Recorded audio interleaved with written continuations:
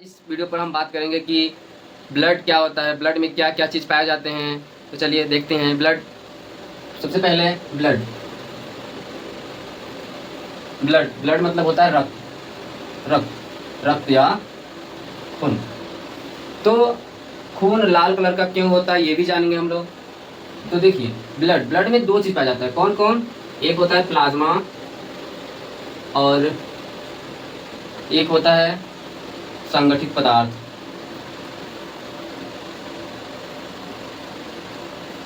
Plasma और संगठित पदार्थ। तो प्लाज्मा क्या होता है? प्लाज्मा यह द्रव्य पदार्थ है। द्रव्य मतलब तरल पदार्थ है। तरल प्लाज्मा जो होता है यह ब्लड में 55% होता है और जो संगठित पदार्थ होता है यह ब्लड में 45% होता है। ब्लड में जो संगठित पदार्थ होता है ये तीन चीज पाए जाते हैं। इसी को बोलते हैं ब्लड सेल्स। कौन कौन से हैं? RBC, WBC and platelets. बात करें इसका फुल फॉर्म का तो रेड ब्लड सेल्स बोलते हैं इसे बोलते हैं व्हाइट ब्लड सेल्स और इसको बोलते हैं प्लेटलेट्स या इसे ही बोलते हैं क्या? पट्टिकाणु। पट्टिकाणु हिंदी में क्या है? तो लाल रक्त कणिका, श्वेत रक्त कणिका और पट्टिकाणु। और इसमें क्या होता है कि इसमें भी तीन चीज पाए जाते हैं। कौन कौन से? वाटर जो होता है 92% और इसमें प्रोटीन्स पाए जाते हैं। प्रोटीन्स होते हैं ये 6 से 8% पाए जाते हैं और कुछ अदर्स भी पाए जाते हैं जैसे 1 से 2% होते हैं। इसमें जैसे कि पाए जाते हैं लवण वगैरह और खनिज पदार्थ वगैरह, ये सब चीज पाए जाते हैं। और बात करें हम आरबीसी की, सबसे पहले आरबीसी की। तो आरबीसी क्या होता है?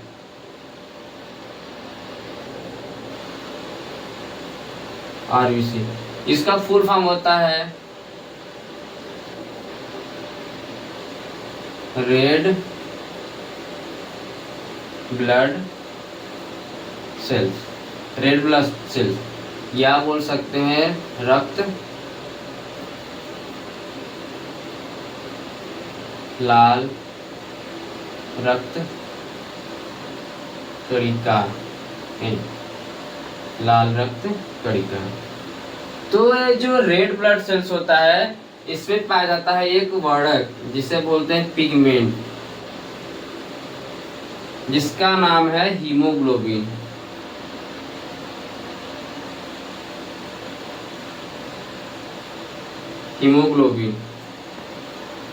हीमोग्लोबिन के वजह से ये जो रक्त होता है वो लाल कलर का दिखता है। और बात करें तो ये जो रेड ब्लड सेल्स होता है सभी वयस्क मनुष्यों में ये 50 से 55 लाख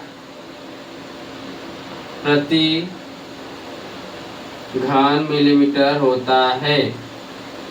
और इसकी आयु की बात करें, रेड ब्लड सेल्स की आयु की बात करें तो ये 120 दिन तक जीवित रह सकता है। और ज्यादातर तो यही सब है जो भी एग्जामों में पूछा जाता है। बात करें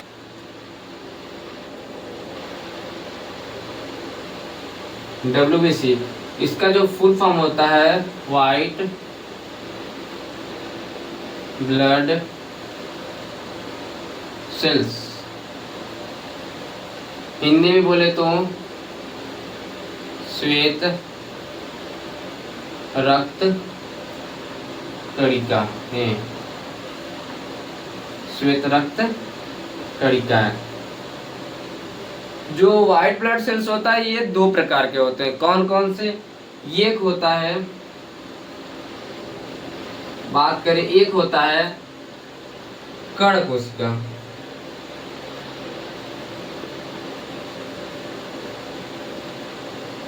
कण कोशिका इसे बोलते हैं ग्रेन्युलोसाइट।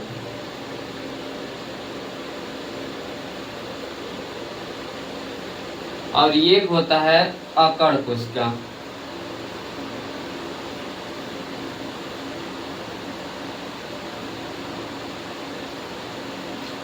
इसे बोलते हैं एग्रेनुलोसाइट।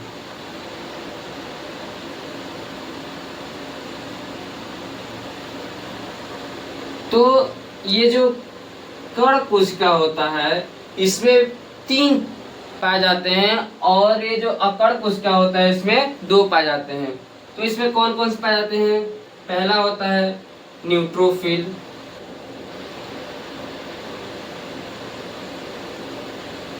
न्यूट्रोफिल। दूसरा होता है इओसिनोफिल,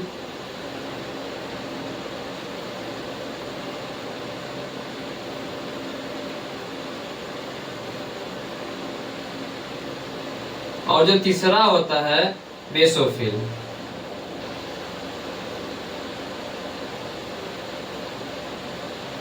बात करें अकड़ कोशिका का, तो इसमें 2 चीज पाए जाते हैं। कौन कौन से?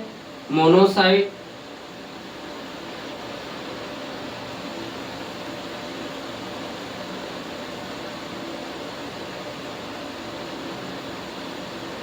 लिम्फोसाइट।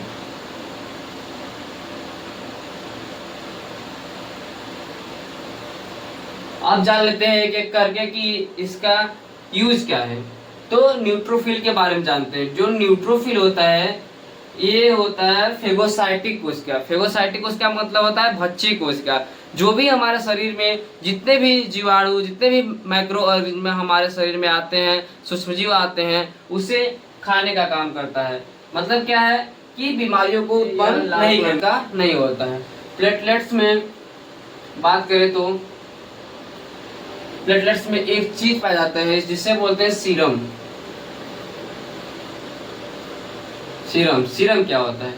सीरम जैसे हमको चोट लग गया, चोट लगने के बाद ये तो थक्का जमा दिया, और थक्का जमाने के बाद जो पीला पीला कलर निकलता है, पीला पीला पीला पदार्थ,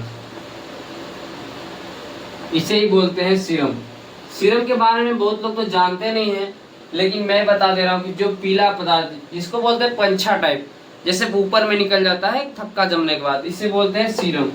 सीरम। तो जान गए कि प्लेटलेट्स क्या होता है। प्लेटलेट्स जो होता है ये रक्त का थक्का जमाता है, रक्त का